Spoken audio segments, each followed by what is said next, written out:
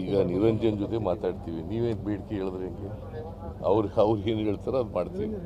ಹಾಂ, ಈಗಾಗಲೇ ಕಳೆದ 18ರಂದು ಏನೋ ನನ್ನ ಮಗಳ ಹತ್ಯೆ ಆದ ನಂತರ ನಾವು ಭಾಳ ದುಃಖ ಸ್ಥಿತಿ ಒಳಗಿದ್ವಿ. ಮತ್ತು ಈ ಒಂದು ಕೊಲೆ ಆದ ಪ್ರಕರಣ ಯಾರು ಕೂಡ ಊಹೆ ಮಾಡ್ಕೊಳ್ಳೋಂಥ ಕೊಲೆ ಆಗೋದ್ರಿಂದ ಸಾರ್ವಜನಿಕರು ಮತ್ತು ಎಲ್ಲ ಸಂಘ ಸಂಸ್ಥೆಗಳು ಮತ್ತು ಎಲ್ಲ ರೀತಿಯ ರಾಜಕೀಯ ಪಕ್ಷಗಳು, ಎಲ್ಲ ಸಮಾಜದ ಮುಖಂಡರು ತೀವ್ರವಾಗಿ ಖಂಡಿಸಿದ್ದಾರೆ ಮತ್ತು ಇದನ್ನು ಎಲ್ಲ ರೀತಿ ಹೋರಾಟ ಕೂಡ ಮಾಡಿದ್ದಾರೆ.